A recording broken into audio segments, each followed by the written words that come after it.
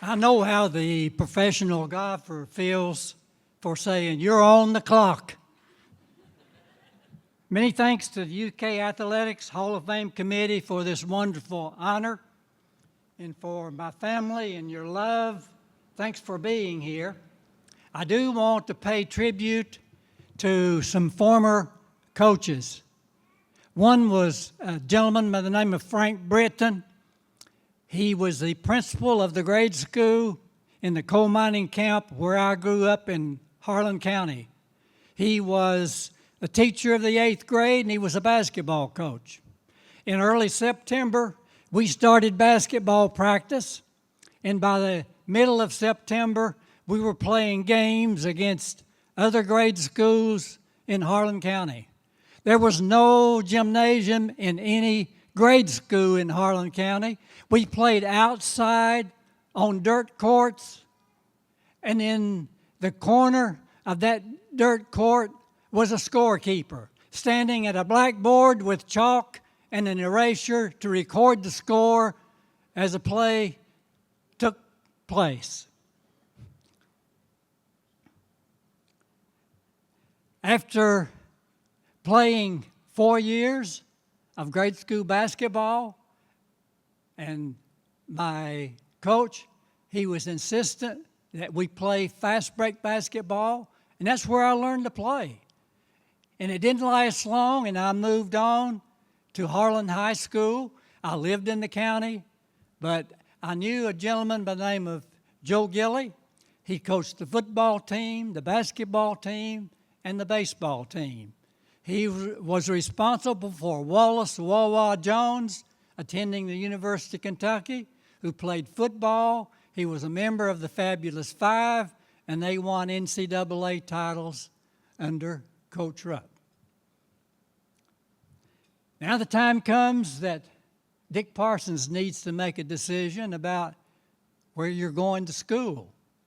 And I first thought that I was going to Georgia Southern to play baseball, and there was a day that Coach Gilley came to me and said Coach Rupp had called him, and they wanted me to attend the University of Kentucky. The next day, Harry Lancaster phoned Coach Gilley and said the same thing. So Coach Gilley, that following Saturday, was going to a UK football scrimmage game, and he met with the coaches at UK. And the following Monday, he said, "I need to see you." So I went in to see Coach Gilley, and I said, what's the problem? What's the issue? He said, "The coaches at UK want you to attend the University of Kentucky." And he reached in his pocket and handed me a grant in aid. Well, I was a little bit surprised. I had not visited University of Kentucky, nor had Coach Rupp been down to visit me in Harlan County, but that was fine. So I took that grant in aid home. I didn't even talk to my parents about it. And the next day, I signed it and brought it back to Coach Gilley. I said, "I'm going to be a Wildcat."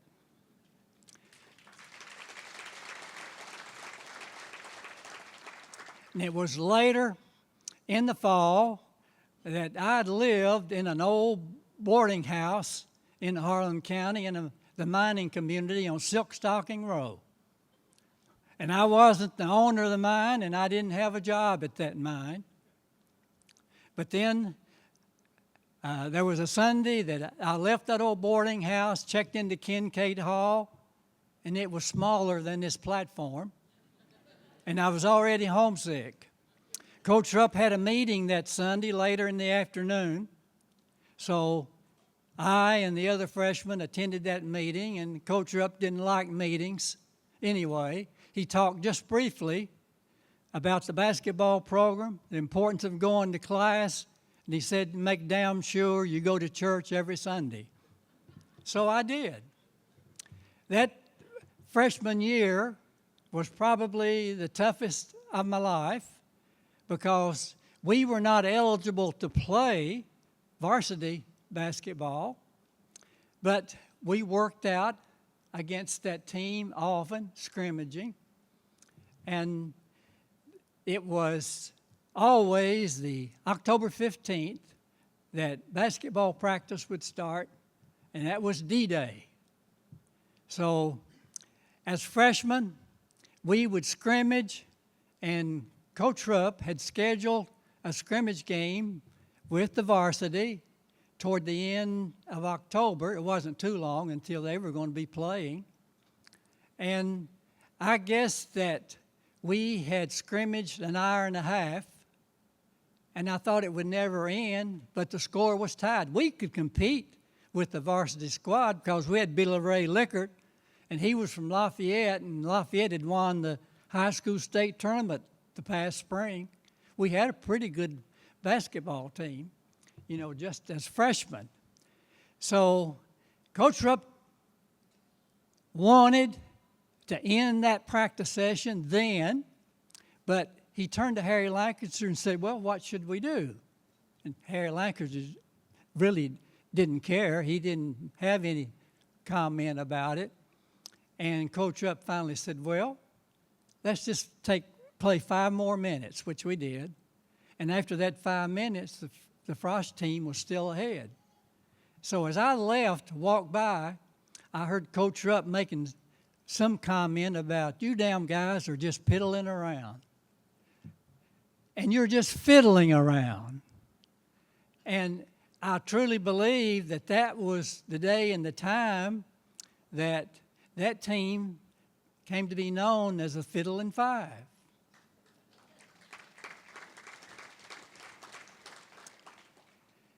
And that team also lost maybe 6 or 7 games, and every time that ever happened, I heard Coach Rupp talking about, you damn guys are just fiddling around. But toward the end of the year, the Cats have 2 games in Memorial Coliseum, and the place is full. We win those 2 games. We go on to Louisville, Freedom Hall. We win 2 more games, and the Fiddling Five become national champions, beating Temple and the Seattle. So I had the good fortune, even though we were not playing varsity basketball, to be part of that championship team. 20 years pass, and I'm now a UK coach. And it's 1978, and that is a heck of a team. We'd had a wonderful weight program, and in preseason, I had scouted the Russian Olympic team, and we're going to play them Saturday. And I was on the floor giving the players the assignments, who they'd be guarding, and they were really good. And just before the game started, Coach Gamelmy, the little short guy, and he changed his lineup, and I told Coach Hall, well, he's changed his lineup, but that's okay. And there was no way anyone even thought we would win that game. We won by 34 points. I knew right then that the 78 team probably could and would win an NCAA title. The only change made from the 77 team to the 78 team was Kyle Macy, and Kyle's here today. So the 78 team lost 2 games that year. Toward the end of the season, we find out we're going to be playing Arkansas in St. Louis. I make a phone call to get a film. We didn't know a lot about Arkansas. We knew they were pretty good. Eddie Sutton was coaching that team. So I looked at the film, and Arkansas in that game made the first 14 shots they took in the game. Sort of scared me a little bit, so I go in and see Coach Hall. I said, Coach, I don't think we ought to show our players this film. He said, heck, we've shown a film in every game since I've been here at Kentucky, and that was true. We always showed the player the film.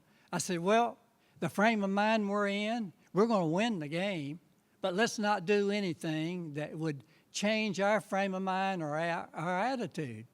So we didn't watch the film. First time ever. Coach Rupp would have died if he had been around. But in the Arkansas game, we had pretty good control throughout, and it was late in the game. We were up about 7, and they started pressing us. They would jump switch face guard us, and we were really having some problem just handling the ball. So Coach Hall said, we need to call timeout, and the team comes over, and we have a play that it's really a Hail Mary pass that we make. We fake a screen and just break for our basket, and we tell Kyle Macy that he's going to make the pass. We have Jack Givens to fake a screen and release. And Kyle Macy made the most beautiful pass you can imagine. Jack Givens caught that ball, put it in the basket, and the game's over. And then the next game is with Duke, and Duke is playing a 2-3 zone, and they stay in the zone. We tell Jack Givens, just flash into the middle.